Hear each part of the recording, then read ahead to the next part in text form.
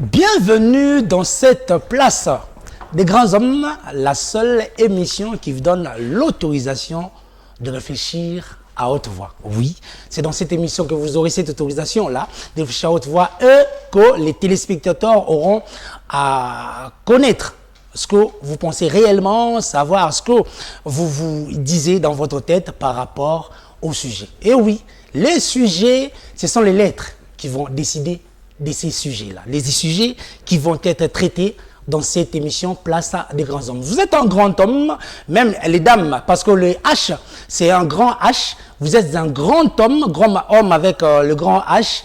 Ceci est votre plateau. Ici, vous allez venir réfléchir et montrer au monde ce que vous pensez de tel ou tel par rapport à tel ou tel autre sujet. Aujourd'hui, ce soir, mesdames et messieurs, nous allons accueillir pour vous un grand homme. Oui, parce que l'émission s'intitule La place des grands hommes. Nous allons accueillir un grand homme qui va venir sur ce plateau pour pouvoir échanger avec nous. Alors cet échange tournera autour des lettres. Donc cet échange, ça sera un peu guidé par le hasard, peut-être guidé aussi par la providence, parce que ce sont les lettres qui détermineront les sujets que nous aurons à traiter sur ce plateau. Tout de suite, je m'en vais à la régie, solliciter cette transition avant que nous puissions accueillir ici notre invité.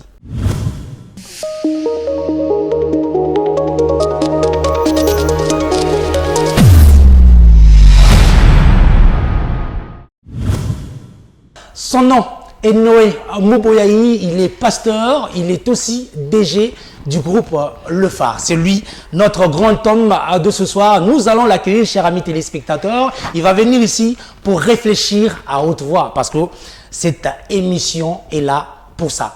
Monsieur Noé Mouboyayi, que nous allons accueillir sur ce plateau. À qui nous disons bonsoir. Bonsoir. Covid oblige, on doit... Je vous invite à vous asseoir. Merci. Oui, monsieur Noël Mouboyayi, vous êtes pasteur. Oui. Et aussi DG du groupe Le Phare. Effectivement. Pourquoi on ne doit pas dire groupe de presse Le Phare? Bon, la réponse est simple. C'est simplement parce que... étant un groupe de presse, on reste focusé sur la presse, justement. Par contre, étant un groupe comme une entreprise qui englobe plusieurs éléments, nous ne limitons pas juste à la presse. Donc, on peut toucher plusieurs autres domaines de la vie. On peut toucher plusieurs autres domaines de la vie, comme vous aussi. Oui. Vous touchez plusieurs autres domaines de la vie. Vous êtes Noé Mouboyayi, Oui. DG de ce groupe Le Phare. Mouboyayi marié. Oui, marié, père de 3 enfants. De 3 enfants. Et une petite question. Oui. Ça se passe comment être dans la peau d'un Mouboyayi?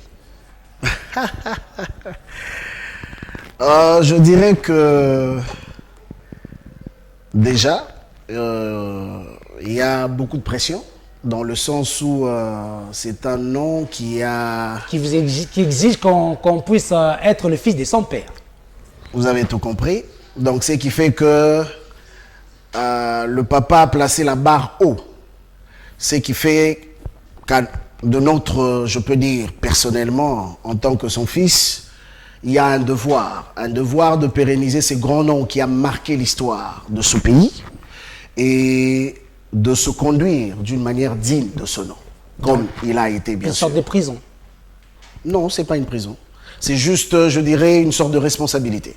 Une sorte de responsabilité. Oui. Parlez-nous un peu de vous, parce qu'avant qu'on puisse entrer dans le vif du sujet, vous êtes pasteur au Canada. Oui.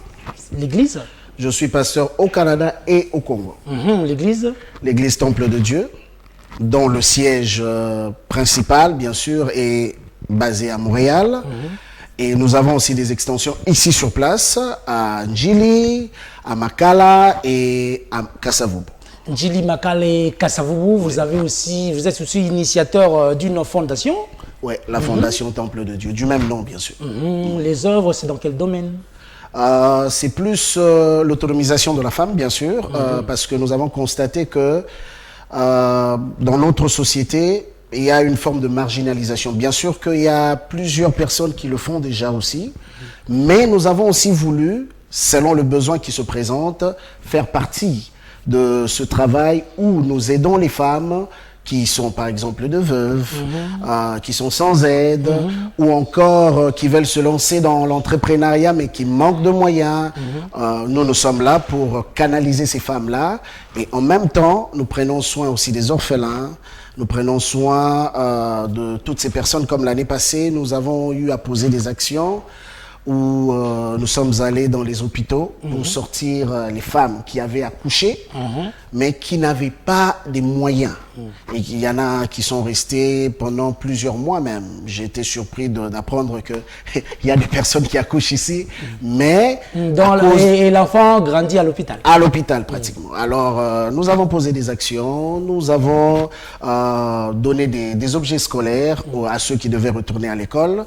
Et c'est au fait ça, nous focusons plus sur les personnes qui sont dans le besoin. Sur les personnes qui sont dans les besoins, nos téléspectateurs sont aussi dans les besoins. Oui, maintenant ils vous connaissent peut-être assez bien maintenant, mais ce qu'ils veulent vraiment connaître, ce sont les fonds de vos pensées, Monsieur Noé Mouboyayi. Donc ici, nous allons plus réfléchir, nous allons plus parler, nous allons plus sonder votre réflexion, essayer un peu de savoir ce que vous pensez de tel ou tel sujet. Et nous allons faire un petit jeu. C'est pas vraiment un jeu, mais c'est le hasard. Vous allez choisir des lettres. Et ce sont ces lettres-là qui guideront notre entretien de ce soir. Alors, je m'en vais, parce que vous êtes mon invité, je vais vous donner ici, il y a des lettres. Excusez-moi, les téléspectateurs. Ça, c'est un jeu dangereux. Ça. Non, il n'y a rien de dangereux. Parce que si je me retrouve dans un sujet que je ne comprends pas, je dois ouvrir. Oui, ouvrir et nous révéler la lettre qui s'y trouve.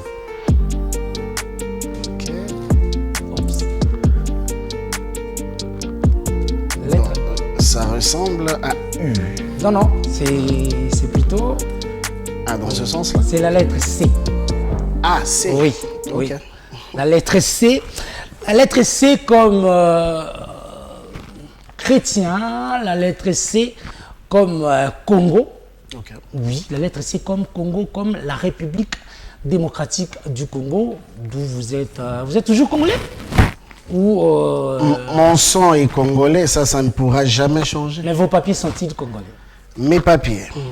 Oui, mes papiers sont canadiens. Vos papiers sont canadiens. Alors, je reste toujours dans la pensée de la lettre C. Pensée de la lettre C. Ah Chrétien aussi. Chrétien aussi. La lettre C. Alors, Congo, on va parler plus de la politique. République démocratique du Congo. Le président de la République, vous le voyez encore président après 2023?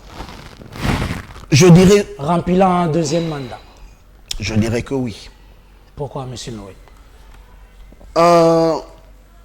Bon, je ne vois pas devant lui un autre challenger. Qui fait le poids? Pardon? Qui fait le poids?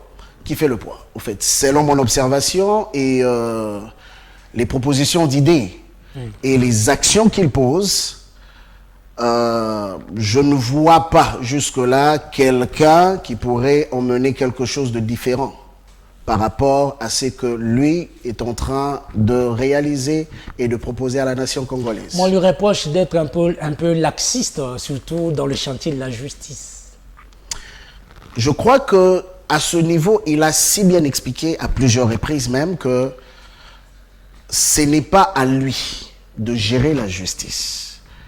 La justice a des juges, c'est toute une institution qui est gérée par des hommes aussi, bien que travaillant aussi avec le chef, mais bien le chef a clairement expliqué qu'il ne peut pas s'ingérer au dossier de la justice, comme nous l'avons connu autrefois. Donc, s'il y a du laxisme au niveau de la justice, les premières personnes à questionner, ce sont les juges, pas le chef de l'État. Les juges, pas le chef de l'État, il est chef de l'État, il est fin mandat. Oui. On peut le dire il a consommé un peu la plus grande partie de son mandat, le bilan. Parce que nous sommes à l'heure du bilan. Sur les réseaux sociaux, il y a l'avant, l'après, l'avant, l'après. Vous êtes dans les réseaux sociaux comme tout le monde. Oui, je suis dans les réseaux sociaux, ça c'est inévitable. Je vous dis, il y a sous Kabila, c'est qu'on fait dans les réseaux sociaux, Facebook et Twitter et tout, on montre une photo sous Kabila et une photo sous Fachi. Et ceux qui sont un peu, d'autres montrent sous Fachi, d'autres montrent sous Kabila. Donc, ce qui veut dire nous sommes à l'heure du bilan. Je dirais que le bilan est positif. Pourquoi il est positif? Nous voyons que tu as fait un parallélisme sous Fachi et sous Kabila. Mais vous vous rappellerez que lors du mandat ou de la législature passée, le Congo était enclavé, fermé, parce que la politique extérieure n'avait pas permis à ce que les voisins, la communauté internationale puisse accepter le fonctionnement de choses telles que ça se faisait au pays. L'impérialisme. Bon, entre autres, il y a eu ce que vous connaissez, la dictature, il y a eu ce que vous connaissez, les tueries, ainsi de suite, les emprisonnements arbitraires. Par contre, depuis que lui, il est au pouvoir, nous voyons un engouement. Les portes de l'extérieur commencent à s'ouvrir. Les gens commencent à refaire une fois de plus confiance au Congo. C'est que nous avons perdu il y a plusieurs décennies de cela. Donc déjà, je peux dire qu'à ce niveau, il y a un avancement. Bon, au niveau interne, aujourd'hui, nous pouvons circuler dans ce pays librement. La preuve, c'est que quand nous regardons même nos télévisions, les gens ont la facilité aujourd'hui d'exprimer leurs pensées sans être inquiétés. C'est qu'on n'a pas connu. Avant, quand les gens se passaient à la télévision pour raconter tout ce qu'on entend, on savait la suite c'était quoi? Une interpellation, un emprisonnement, et puis après, vous connaissez la suite. Par contre, depuis qu'il est au pouvoir, nous voyons des hommes être capables de s'exprimer librement. Mais depuis qu'il est au pouvoir, on voit maintenant avec la gratuité de l'enseignement qui est toujours en une sorte d'éternel balbutiement. C'est tout à fait normal. Pourquoi? Parce que, vous savez, il est venu dans un contexte qu'il faut comprendre. Le contexte où il a eu à prendre le pouvoir, au niveau du système qui avait été établi, tout était pratiquement verrouillé. Il s'est battu. Aujourd'hui, petit à petit, les portes commencent à s'ouvrir, mais nous n'allons pas nous voiler les yeux. Nous voyons combien ce programme de la gratuité et de l'enseignement est combattu. On s'est retrouvé avec des écoles fictives. Je ne veux pas citer le nom des individus ici ou des institutions, mais... Des individus qui sont aujourd'hui libres. Ils sont libres. Vous et moi. Effectivement, là, nous allons encore recourir à la justice, parce que ce n'est pas au chef de l'État de venir arrêter ces gens, accuser ces gens. Ça, c'est la justice, à la justice de faire ce travail. Par contre, l'histoire avec la gratuité, nous le savons, ça a été une affaire qui a été très, très combattue, jusque-là. Parce qu'il y a des gens qui profitaient de ce système-là. Et le fait qu'il a voulu remettre le pendule à l'heure, les choses sur les rails, malheureusement, ce qui était un gagne-pain pour certains devient problématique parce qu'ils savent que si aujourd'hui on laissait libre cours à ce projet qui est pour aider la population congolaise, eux ne vont plus gagner. Et c'est là le problème. Mais petit à petit, je sais qu'avec la bonne volonté, on y arrive. Avec la bonne volonté, on y arrive. Oui. Alors, histoire d'arriver, ne sommes-nous pas en train d'aller petit à petit vers notre dialogue? Dialogue pour parler de quoi exactement? Bon, je vous le dis. le dialogue ici au Congo, je vous explique, ici au Congo, aboutit à la formation d'un gouvernement qu'on dit de large union nationale, où on donne à tout le monde l'occasion aussi de gérer un petit coin de la République ou de gérer un petit ministère, histoire de mettre un peu de côté pour pouvoir les élections. Ça, c'est les non-dits, mais c'est connu de tout le monde. Alors, je dirais que ça ne servirait plus à rien d'organiser les élections dans ce pays. Parce que il y a toujours des gens qui cherchent à tirer les ficelles des part et d'autre, compliquer la situation pour nous emmener dans un partage de pouvoir où chaque personne va être maître de son coin. Alors, pourquoi avoir des élections? Parce qu'on dit l'union fait la force et si toutes les idées convergent, on peut atterrir à des très très bonnes élections. C'est l'argument avancé. Mais je dirais encore, c'est la raison de consultation que nous avons eue il y a quelques années ici avec le chef de l'État. Quand il a consulté pratiquement toutes les classes de la société, c'était pour avoir les avis de tout le monde. Il n'a exclu absolument personne. Alors, ceux qui n'ont pas voulu faire partie de ces consultations, c'est eux qui ont décidé par eux-mêmes, unilatéralement, de ne pas faire partie je peux dire, de ce que l'histoire était en train de créer. La preuve, c'est que la plupart de ces hommes et de ces femmes qui ont eu à participer à ces consultations, certains d'entre eux se retrouvent dans les gouvernements, ainsi de suite, pour dire qu'il n'a fermé des portes à personne. Vous vous rappellerez encore le jour de son investiture, quand il a donné son discours, il avait clairement fait appel à tout le monde. Il n'a jamais fermé les portes. Par contre, comme nous le savons, il y en a qui ont volontairement décidé de ne pas répondre à l'appel du chef. Il y en a qui ont volontairement refusé de répondre à cet appel du chef, mais lors de son investiture, le peuple scandait Félix Papa Lobaki, le peuple d'abord. Oui. Est-ce qu'aujourd'hui, le peuple d'abord est une réalité? Je dirais qu'au niveau social, il y a encore beaucoup à faire. Il y a encore beaucoup à faire. Il y a déjà, le bon côté, c'est qu'il y a une volonté. Il y a une volonté de travailler de telle manière à ce que le peuple puisse se retrouver. Comme nous le savons, la réalité de notre pays, vous savez, le Congo, c'est un pays... compliqué. Avec beaucoup de métissage. Avec beaucoup de métissage. Alors, il y en a qui veulent que l'autre échoue pour qu'on dise que Toyebisaki Binonini.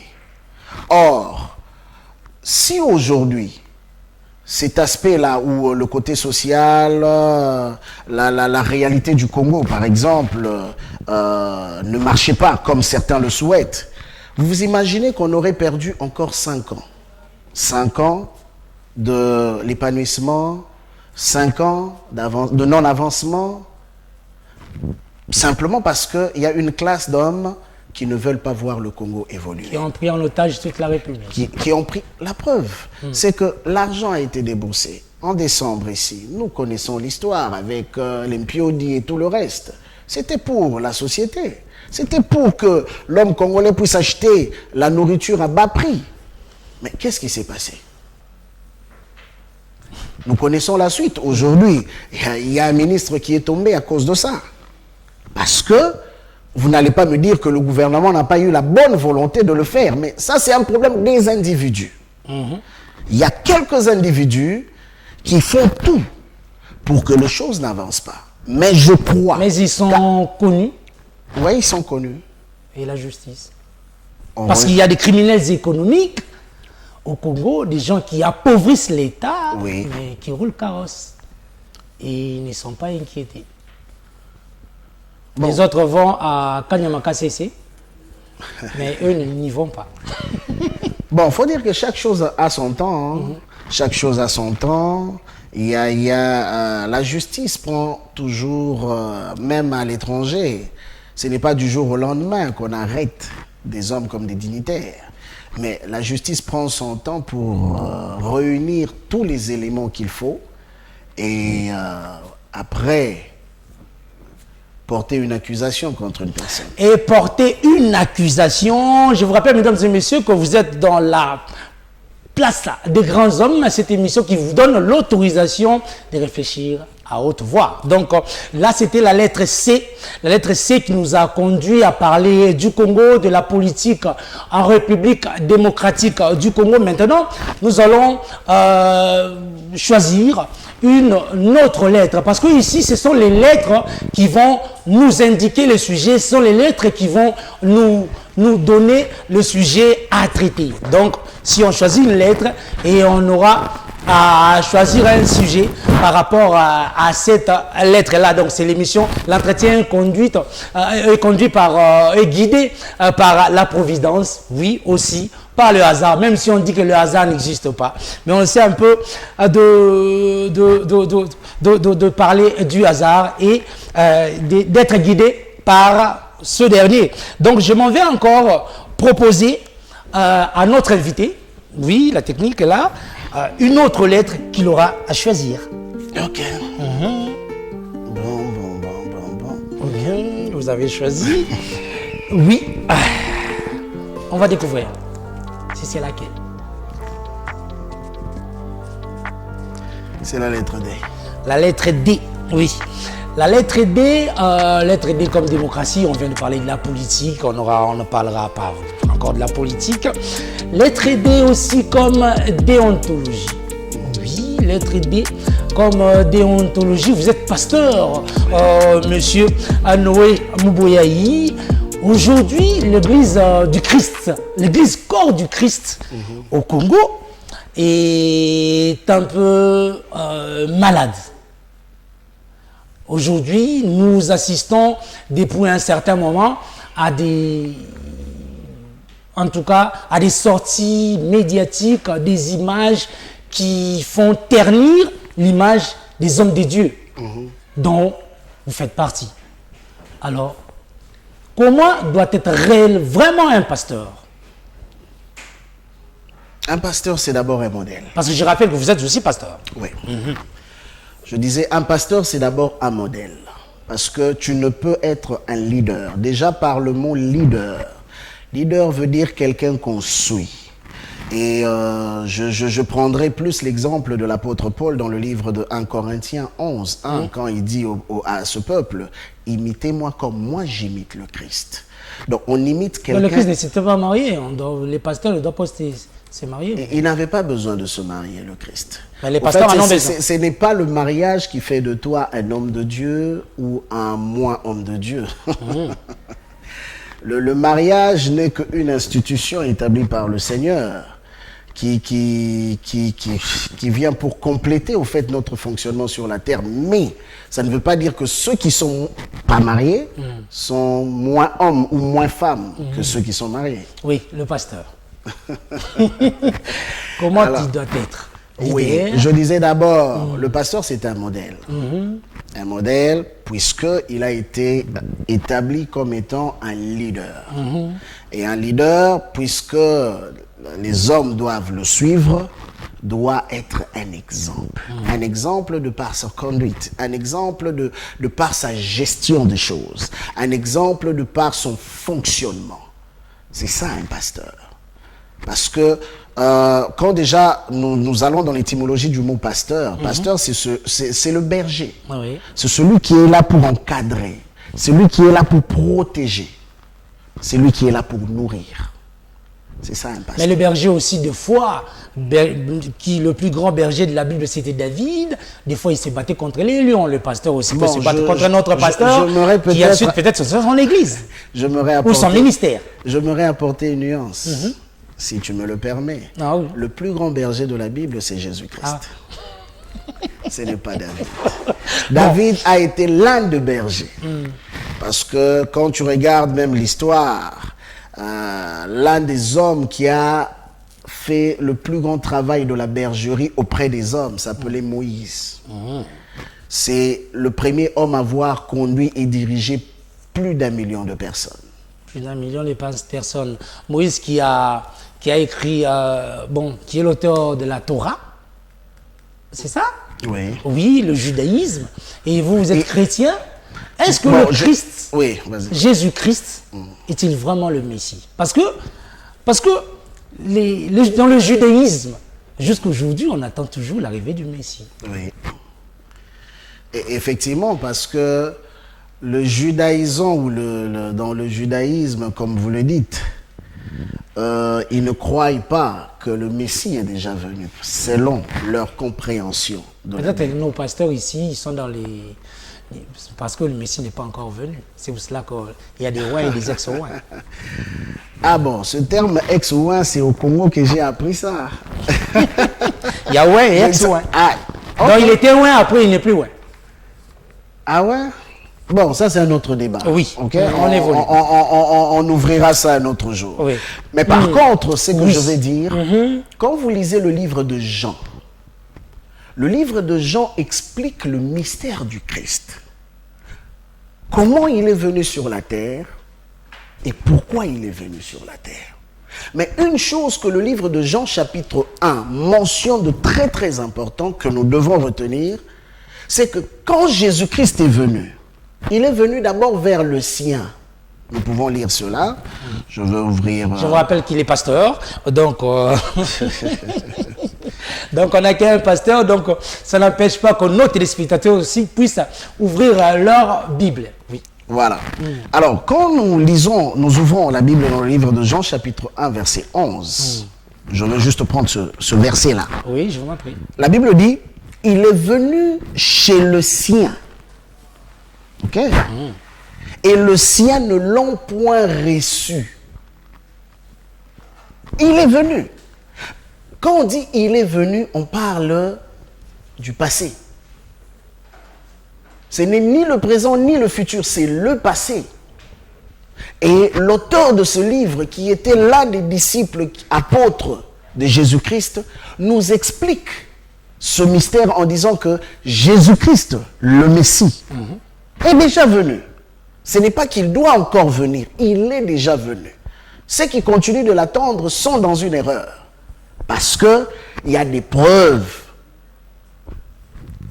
archéologiques, des preuves bibliques Qui atteste. qui attestent que le Messie est déjà venu. Oui, dans le verset, vous dites qu'il est venu et les siens ne l'ont pas reconnu. Ils ne l'ont Donc, pas reçu d'abord. Ne l'ont pas reçu. Ils ont refusé de le recevoir parce qu'il n'est pas venu sous la forme que eux ils attendaient. Oui, les siens. Moi, je reste là. Les siens. Donc, Bandé Konaï.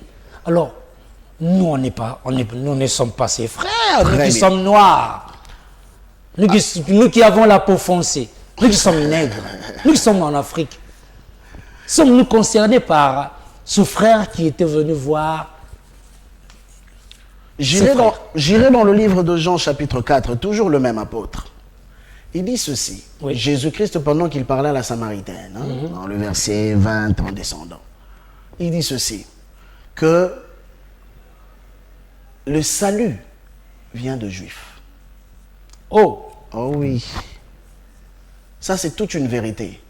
Vous savez, dans une famille, dans une société, il y a toujours un homme qui est choisi parmi tous les hommes. Joseph Nabaron, il y a famille Nabaron. Joseph Il y a Nabaron, famille Ndengo Lobi Kakawana. Il y a toujours un homme qui est choisi parmi tout le reste. C'est comme ici, Olingo Lingate, président ya Congo, c'est le président Félix Tshisekedi. Au Kenya, États-Unis, Olingo Lingate, dans la République, dans la démocrate, président Nabango, c'est Joe Biden. Ça, c'est une vérité. Par contre, il y a eu des élections. Mais en matière de choses divines, il n'y a pas des élections. C'est la volonté de Dieu qui prime. Et quand nous regardons l'histoire de l'humanité, le Seigneur a choisi ses peuples pour être comme l'horloge du monde. Irréfutable. Nous voyons dans l'histoire combien ce peuple a joué un rôle prépondérant. Jusqu'à présent, continue à jouer ce rôle. Et nous savons que même les déroulements de choses de ce monde se font par rapport à Israël. Oui. C'est pour cela que nous abandonnons la Palestine. La Palestine, au fait, selon le choix de Dieu. je sais que ce que je veux dire ne va pas être apprécié, peut-être par certains. Donc devons-nous, pasteur, devons-nous laisser ce peuple mourir, ce peuple souffrir? Parmi les Palestiniens, parmi les d'Israël. Palestiniens, j'aimerais vraiment faire une nuance. Parmi les Palestiniens, il y en a qui sont choisis et qui vont hériter du salut. Ok?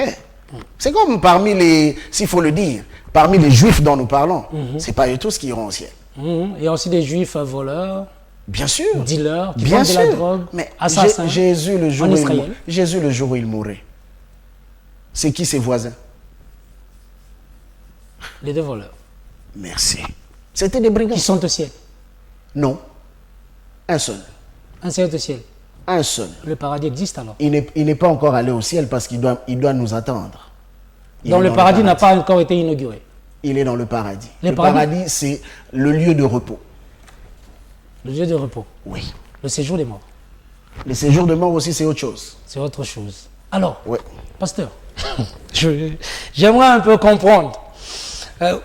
Il est venu, les siens ne l'ont pas reconnu, et nous ici en Afrique, nous disons qu'il n'est pas du nôtre.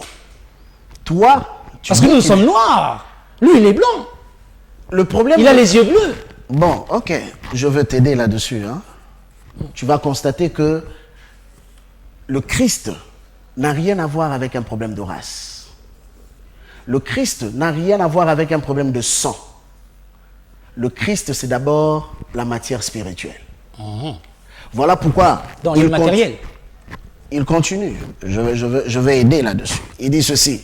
Mais à tous ceux qui l'ont reçu, à ceux qui croient en son nom, elle a donné le pouvoir de devenir enfants de Dieu, lesquels sont nés, non du sang, ni de la volonté de la chair, ni de la volonté de l'homme, mais de Dieu. Tantôt, j'ai parlé de la volonté de Dieu. Donc, ici, il n'est pas question de la peau. Parce que la preuve, blanc, noir, jaune, on peut dire encore quoi, rouge, le jour où nous mourrons, la première chose qui se décompose, c'est quoi? C'est le corps. Mais la Bible dit dans le livre de Job, chapitre 32, la Bible dit, en réalité, en l'homme, c'est l'esprit. Si nous allons résumer Dieu par rapport à la chair, par rapport au corps, nous faisons erreur. Parce que ce que Dieu regarde d'abord a priori dans l'homme, c'est l'esprit. L'esprit n'a pas de race. L'esprit n'a pas de race. L'esprit n'est ni blanc, ni noir, ni jaune, ni rouge. Oui. Donc, vous nous parlez de l'esprit. On parle de l'esprit. Le Christ, n'avait-il pas un esprit rebelle? N'était-il pas venu pour combattre Caïphe avec le judaïsme? Parce qu'il a dit, détruisez ce temple et je le reconstruis en 3 jours. Très bien. N'est-il pas venu, c'était pas un perturbateur qui était venu pour essayer de soulever une sorte de rébellion contre l'Empire romain qui dominait Israël à cette époque-là? Vous savez, un vrai leader, c'est un homme qui marche à contre-courant. Donc celui qui dérange, qui ne se range pas pour déranger. Quelqu'un a dit ceci. Je vais prendre juste sa phrase. Il dit, si tu ne rencontres pas le diable sur ta route, c'est que tu fais route ensemble avec lui. Qu'est-ce que je vais expliquer par là? Oui. Chaque homme qui emmène un mouvement différent, dans toute société quand nous lisons, nous allons remarquer que ils ont toujours été au départ objets au rejet. Parce qu'un nouveau mouvement a toujours eu de la difficulté à être compris. Et le Christ était venu avec la dispensation, d'abord que j'appellerais la dispensation de l'esprit. Avant, c'était la loi. La loi de Moïse. La loi. C'est Qu'il est venu abroger. représenté plus tard Qu'il par, est venu abroger. entre autres. Nous allons voir que cette loi, c'est ça qui régissait l'homme, depuis Moïse jusqu'à la venue du Messie. Et les hommes ont été habitués à un système. Vous voyez, au Congo, on est par exemple habitué à la dictature. Hein? Tous les chefs que nous avons eus, à part, je dirais peut-être le premier, Kassavubu, tous les autres qui sont venus, c'était des dictateurs qui ne laissaient pas le droit à la parole, qui ne laissaient pas le droit à la liberté, ainsi de suite. Et l'homme congolais a été habitué à ce système-là. Un chef autoritaire comme dans nos villages. Donc il est normal pour lui. C'était devenu normal. C'était devenu normal. On se plaint, mais on se plaît en même temps de vivre dans ce système. Mais quand un homme, comme le président actuel que nous avons, qui vient avec ce qu'on peut appeler, nous laisser avec une forme de liberté d'expression et tout le reste, les gens, la preuve, on se retrouve avec le débordement. Et on pense que la liberté est égale au libertinage. Parce que l'homme congolais n'est pas habitué à ce système. Et comme c'est quelque chose de nouveau, nous passons nos journées, nous passons nos nuits à critiquer ce qui est fait. On n'arrive pas à comprendre, pour revenir à votre question, oui, quand vous avez parlé de la justice et du président. Donc, on n'arrive pas à comprendre qu'un président n'arrive pas à s'ingérer dans les choses de la justice. Or, selon la Constitution, c'est deux institutions. Mais selon notre culture, il peut donner des injonctions. Selon notre culture. On a toujours été habitué comme ça. C'est le chef qui fait tout, c'est le chef qui gère tout. Alors les autres sont là à subir simplement. Or. Alors revenons au Christ. Oui. C'est là que je m'en venais. Alors quand le Christ est venu, pour imposer cet autre système, les religieux, parce que le plus grand combat de Christ, c'était avec les religieux. Le caïphe. Entre autres Caïphe. Oui. Mais Caïphe, c'était juste la représentation de tout le système religieux. Les grands prêtres. Les grands prêtres. Qui le voyaient comme un petit rebelle. Un ennemi, un rebelle, un perturbateur, un agitateur, tout ce que vous pouvez dire. Mais vous allez voir que le Christ lui-même a passé du temps, à un moment donné, à attaquer ce système. Pour dire que vous êtes aveugle et vous empêchez les autres. Vous-même, vous n'entrez pas au paradis. Et vous empêchez les autres à pouvoir entrer aussi au paradis. Simplement, parce qu'il y a des choses que vous ne comprenez pas. Vous lisez, mais vous ne comprenez pas. La loi dont vous parlez aujourd'hui, que vous voulez défendre, cette loi-là parle en réalité de moi. Oh. Oui. La loi et les prophètes parlent du Christ. C'est ce qui choquait le monde à cette époque-là. Et l'une des choses qui a encore le plus choqué, c'est quand le Christ dira que avant que Abraham ne fût, je suis. Alors tous se disaient fils d'Abraham. Et lui, il vient, il dit, avant que Abraham ne fût, je suis. Alors. Donc Abraham, soit c'est son fils, soit c'est ton petit frère. Entre autres. C'est dans ces griefs-là qui ont fait qu'on puisse les clouer, qu'on puisse le crucifier. Oui. D'abord, le fait qu'il se faisait appeler le Fils de Dieu. Pour eux, c'était une aberration. Il leur a fait comprendre qu'il était venu pour sauver le monde. C'est encore une autre aberration. Il leur a fait comprendre qu'il était venu pour apporter le royaume de cieux auprès de cette génération. C'était encore une autre aberration. Donc pour eux, il y avait tellement une incompréhension dans le fonctionnement du Christ qu'il fallait à tout prix l'éliminer. Vaut mieux un barbare comme Barabbas, oui. Que le Christ, Jésus. Parce que c'était une menace à un système. Et le système religieux, depuis la nuit de temps, c'est ce système qui a toujours retenu les gens dans la captivité pour les empêcher de voir les choses claires. Retenu les gens dans la captivité. Il y en a qui disent que Dieu n'est pas dans la religion. Il y en a qui disent que la religion, comme on dit, la religion est l'opium du peuple. La religion, c'est surtout en Afrique, on dit que c'est la religion qui contribue au sous-développement des pays africains, et c'est la religion qui endort, donc qui fait en sorte que le peuple, surtout le peuple congolais, puisse être endormi et dominé par ces dirigeants, même si ces derniers font des choses peut-être inacceptables, mais à l'église on dit garde silence et l'Éternel combattra pour vous. Est-ce que Dieu est vraiment dans la religion, pasteur? Très bonne question. Je dirais ceci. Dieu n'est pas dans la religion. Dieu est dans la relation. Dans la relation? Oui. Expliquez-vous. Je vais m'expliquer. La religion, par définition, c'est l'étude que l'homme fait pour connaître le divin, n'est-ce pas?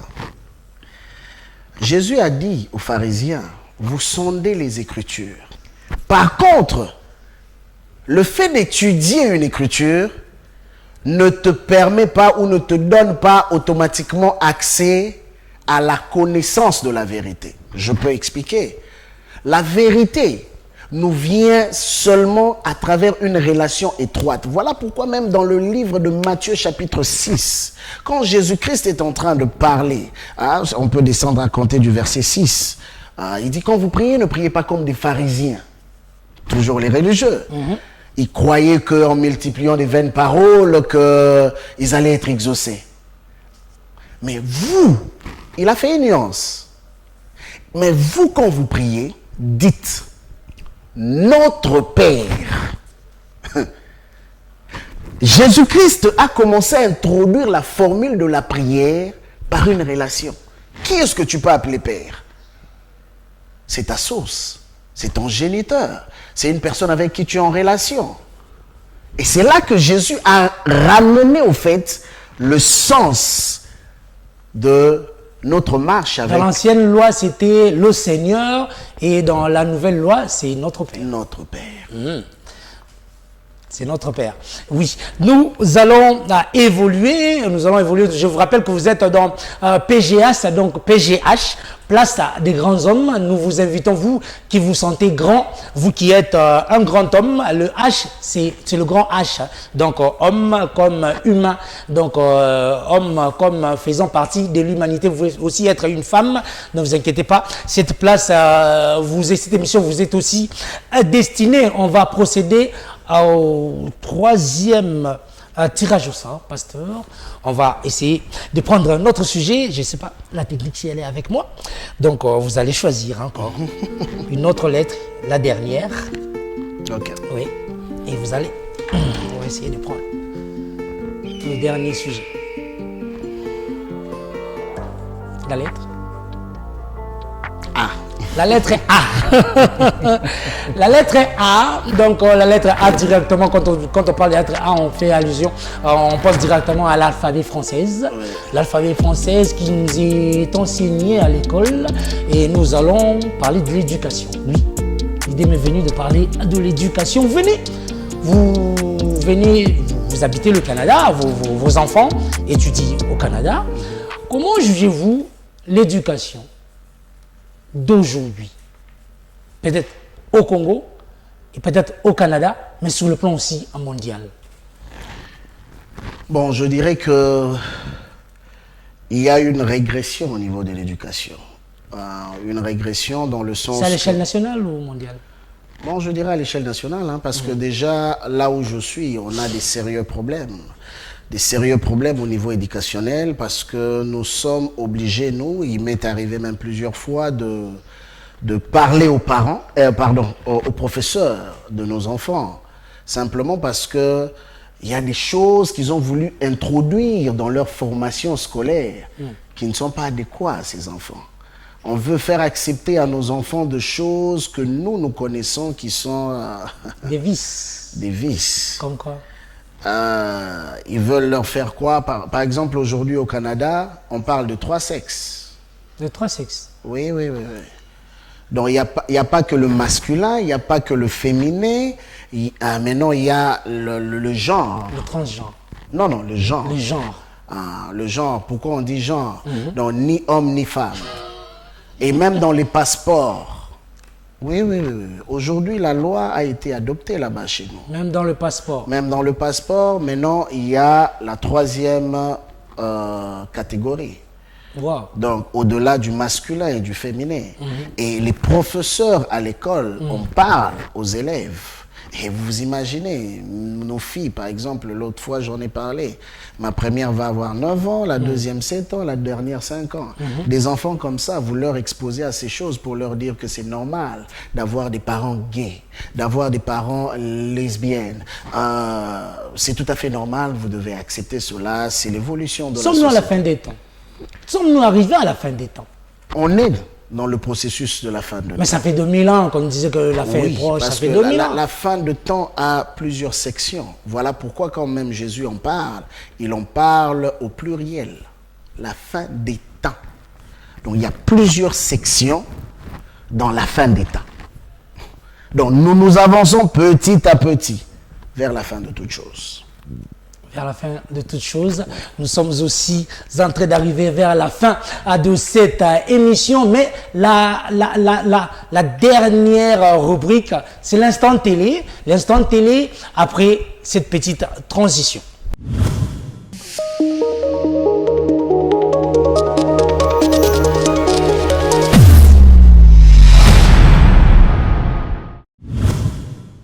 Cette télé, chers amis téléspectateurs, fait partie de notre décor et tout le monde a une histoire liée à ce genre de télévision. Et j'invite le pasteur à venir me rejoindre ici pour l'instant télé.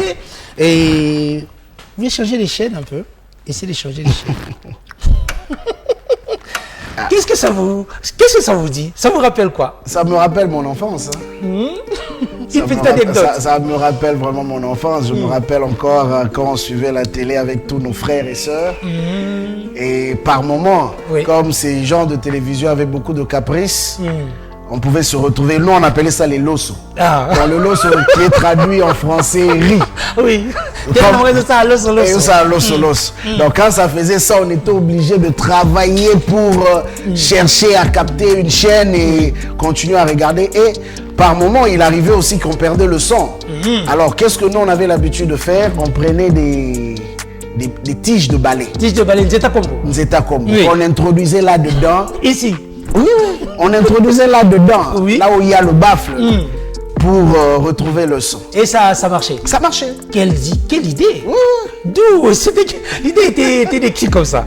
Bon, on a vu certains le faire et on a aussi fait pareil. Oui, donc beaucoup de nostalgie qui vous rappelle votre enfance, vos frères et sœurs, les cousins, les amis du quartier. Oui, oui, oui. En tout cas, merci à vous, pasteur. Un dernier mot par rapport à cette émission, le concept PGH, place des grands hommes. Bon, je dirais plus merci à toi de m'avoir invité. En tout cas, une émission qui nous pousse à réfléchir. Et j'aime bien le concept. Le fait de tirer plusieurs lettres comme ça au hasard et puis de développer du sujet.